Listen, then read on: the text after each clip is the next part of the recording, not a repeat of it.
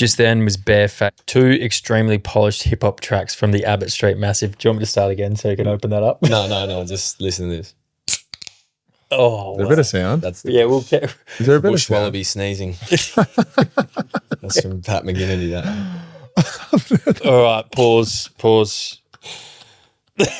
wallaby sneezing. That's good. I reckon we're rolling. Yeah. Are we live? 2 extremely polished hip-hop tracks from the Abbott Street Massive, Studio by Schoolboy Q and Flatbush Zombies Palm Trees. We were talking scaffolding, being extremely grumpy, headed to footy training, easy Mac. Next steps, getting drafted. What was that process? Yeah, I was always wanted to get drafted, obviously, that whole time. So just, putting my head down, working hard at training, wasn't doing really much except scaffolding and footy pretty much. So it didn't happen the next 2 years, but a big part of it was probably Adriana. I'm going to give her some love for sure because This is your partner? this is my partner, sorry. Shout out Wood. She sort of just got me on, just not like straight and narrow, but just like making a couple of smarter decisions around, and not being really strict around like you can't drink or do this, but just fucking eat a little bit better, and she'll cook better meals for me, which is she's great at, and just not going to stupid hours on a night out or picking and choosing your battles a little bit more. So she pushed me in the right direction for sure. And Was there a conversation that you had? With her? Or was it just like this natural progression of like living a cleaner, more simple? And cleaner sounds like you were fucking doing dope, Yeah. but it's not. It's like actually growing up and going to bed early. Was there a conversation you had, or was it like natural? No, I think it was natural. She just purely believed in me, and she's like, "Don't worry." And she truly manifested it, I reckon, as well. She's just pushing me in the right direction. She's like, "You're gonna get drafted. Don't worry. Like, this is not your year. Next year's gonna be your year. I promise you that." Like, always in my ear, always like really positive self-talk, and she still does it to this day. Like, she's a guru at it. She's like, she'll manifest things into reality. Goosebumps from Tom. That's a goosey. And she's got me doing this witchcraft stuff now. Like just Okay, because she's Colombian. She's born and raised in Colombia, and she moved here when she was 10. So she's like grown up around this sort of just like the hoodoo stuff. I won't call it hoodoo. That's a pretty dark name to use, but like, It's good religion. yeah. Nah, she'll like, even now she's like, she'll bless me before a game, or like she'll give the house incense, like The saging. the saging, yeah. So she'll like bring in all the positive energy and get rid of all the negative stuff. But she wasn't doing that in 2016. She wasn't saging the Abbott. Nah, Street. That needed a lot of sage. Yeah. But she was doing all the other stuff. She was looking after me. And I think that comes from her so culture, beautiful, because man. she's like, she takes care of her man, and I'm serious. family, about it. bro. Yeah, That's and so family. cool. So then, what year did you end up getting drafted? 2016. So had a decent year for Claremont, and yeah, got picked. I'm not sure what pick I was. Sorry, but I think it's 46 to Swans. So spent 3 years at the Swans. Only played one game for them. Yep. But I remember draft night was pretty fun. Tom came around. We were at the McCracken's house. I actually relived sort of that thing that haunted me. Like, had some close family and friends. Like Did you have any guarantees this time, or there was nothing guaranteed? I had a lot. Yeah, I did have a bit more hope. Yep. But I was at the McCracken's house watching Fresh it with, Cracks legit. different McCracken. No, Different Cracks. Yeah, no, not bad. Yeah. Shout out Fresh Cracks legit though. Yeah, Fresh Crack's legit. Always keeping it real. Bet you any money he's holding it down in Western Australia right now.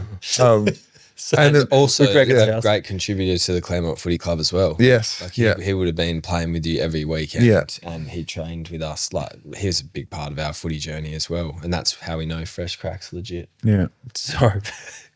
Out to Fresh Cracks legit. Okay, so back to McCracken. You're having a yeah. We have it there, and my name gets called out, and just a wave of emotion comes over me. It's just like 3 or 4 years of, highs and lows. and scaffold. And yeah, just bawled my eyes out. I'm quick to cry in emotional situations. So bawled my eyes out. Was just cuddled dad. Was your mum. partner there? Yeah, she was there. Luke? Luke Snags was there. My sister. I even remember getting the call. Yeah, I remember getting the call because it was like a little bit more. Well, like obviously you had the first experience, but like you'd had a really great year at Claremont. Yeah. Kicked a bunch of goals, had like, you know, I remember you having 40, 50 hit outs a few times, and we all, because the boys all played Claremont or University, or I was playing for East Perth at the time, like you could tell it was happening. There was a bit of groundswell, but it was a bit more like, let's watch with the fam. And I just remember the phone zinging. It was like, Books has been drafted, man, and about 8 of us, all the OG, all our best mates, the Hale boys, Claremont boys, just like straight to McCracken. I reckon I was there within 12 minutes of you being drafted, and it was just like, I still remember it, man. I remember the frangipani in the backyard. Yeah. I just remember every bit about that day. Yeah, it was such a fun day. Yeah. It was so magic. Yeah. Was that the year you got your teeth knocked out? Yeah, it was. Yeah. Mate, you should see I've this got a clip photo. of it. I've got a clip of it. This photo will be popping up right here over your shoulder, man. And you should see my head there, man. My head is just like, regardless of my teeth being smashed in, like my head's minging. Big frullet, couple frullet, like couple, just too much like, Nando's. Yeah, I'm like, what's the Adriana seeing me? Anyway, there was this heated game against West Perth, and like there was a spot fire like 2 minutes before it. And there's another one, and then 2 minutes. Yeah, obviously 2 minutes later, I'm running back, and this guy's coming the other way, and he's just throwing his fist out and just cleaned up this one. This one here went through and fractured through my nose, like it ended up like somewhere up here near my sinuses. These two dislocated backwards. It was just a mess. It was so bad. Yeah. How long were you out for? Because I wanted to get drafted so badly, I only missed the game. So they pulled this one back down, put a wire over it, popped those two back into place. And I was like, I need to play out this year. I need to get drafted. Like, I want it so bad. And I'm glad I did, because I remember talking to a recruiter, and they were really impressed by, like, you know, showing up. I played like shit 2 weeks later because I was so nervous about getting my teeth hit, but I eventually got over it. Did you have a mouth guard in at the time? Actually, I had to get one made up. It was so bulky and fat. Did you have one No, I didn't. previously? No, So you never played. And you play with one now? I have to, yeah. Yeah. I got my teeth finally just been all fixed, and My word, man. yeah. And Sydney, one game. You always speak really highly of the Sydney boys, the culture. You love those lads. Like, they're great lads to you. Oh, it's still so close with all the lads there. Only one game, but just had so much fun there because, you know, everyone that's drafted there is interstate. So everyone just hangs with each other, has so much fun with each other. And couldn't speak highly enough of the boys there. And you get traded to Collingwood. Yeah. Hey, I'm not getting enough opportunity. This is a better result for me. Yeah. You arrive at Collingwood in when? End of 2019. And you guys are what, pushing top 8? Yeah, well, they just lost the prelim to GWS. Yeah, the year before. So that time. Yeah. Wow. So I come at a good time, and my idea was like, Brody's the number one ruck there. I'll go there and pinch hit. I know I can play ruck, but I can kick some goals too. And the way it's worked out, it's just crazy. Yeah. It is crazy. You're a premiership player? Yeah, premiership player now.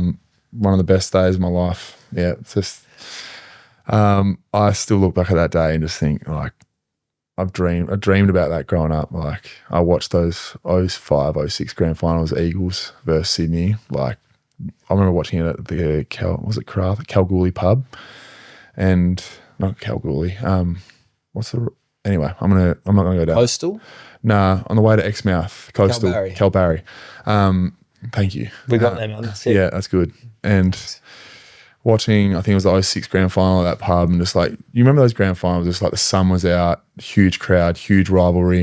And I'm like, we walked out to the grand final in 23, and just I got the exact same vibe from it. I'm like, this is a childhood memory. It's like, it's happening now. I'm like, fuck, like, this is about to happen. And it's exactly what I imagined. Does that stuff make you believe in what Adriana's on? Like the manifestation, 100%. the prayer, the belief, and like, you're a kid who watched these grannies, wanted to get drafted, didn't, had this journey, and then you go out there as one of 46 players on the G on grand final day. Yeah. And the goosebumps are full body right now. Excuse me, listeners. But you play in one of the magical grand finals. I remember watching it. I was in, oh gosh, I can't remember, but I was in a small country town in Western Australia, and it was like every single goal was just so dope. Yeah. Everyone was kicking sick goals. McCarthy, Cameron, Yeah. Steele, like literally every goal of the second half especially was just like highly skilled, beautiful football to watch. Yeah. And you come away with the premiership medal after one of the classic grannies ever. Like, does that just blow your mind on what reality is? Yeah. I still can't believe it. But I had, like, we talk about like that manifesting stuff, like, the whole week just felt so right. Everything felt so right. I just not once did like a negative thought come in my head about, oh, what if we lose this? Like just believe, like making it reality. And that game was just so ridiculous. Like I've never been involved, obviously, because I've never played in the grand final by that, but just the emotion of it, like you ride every emotion. Like you might have, I don't know, the ball might have bounce at it, like you just have a shit little moment that was 2 minutes ago and then a goal's kicked and then you're like, that was my fault. 1,000 other things happened in between then, but you're just like, holy shit, was that me? Am I going to be the person? But I don't know, it's that fight or flight thing too at the same time. Like when you're out there, you just got on with it. You want to make it up in case it is that. It's like, all right, the next one has to be like me saving the day. I've got to do it. And there's so many after you've won, what was it like embracing your parents? So special. I had a real good moment with Dad before it. He drove me to the game because we couldn't leave our car at the ground. So I just had a really good moment with him. He dropped me at the game and just said, thank you for, you've done a lot in your life. And so has Mum to like getting to this point, and so did Adriana and all this, and just made sure those people knew that like, I was grateful about that. That's magic. And even my brother as well. It's like all these certain people, I just wanted to make sure like, you're special. And then afterwards was so special. My grandma was there, Mum, Dad, Megan, Adriana, and just embracing them. It was just a moment you'll never forget. It's just crazy, and you just can't actually believe it. Like you're pinching yourself because you think it's a dream. Yeah, man. And what I want to add to that is that it'd be the best day of Big G's life too, Darcy's dad, Jared. Like it'd be the best day of his life. And now that I've got kids and especially 2 sons, like putting all that time and effort into them, and not smacking them, but like hey, don't do that. Yeah. Wow. Or the whole love and hate range, and having your own kids and being like frustration and joy and everything in life, right? To then hit this crescendo of like, my son is playing in a granny and he has a belting game and they win the flag, and here he is, there's the premiership cup and there's the premiership medal. And I just would know, and I know myself from my dad, like it was the best day of his life, and he's just pinching himself because it's like, wow, I can't believe all this time and effort has come to fruition, and now it's materialised, and Darcy's a premiership player. Yeah. I feel like it's appropriate time to go back to that time, man. Have you got a couple songs you can chuck on from the premiership era? Oh, I actually didn't have a song because I don't know that next few days is like a blur. Like, the next week, 2 weeks. Like, so I don't have a song. I think you'll be able to think of one. Yeah. Did I cut you off? No, you're pretty right. I'll think of one.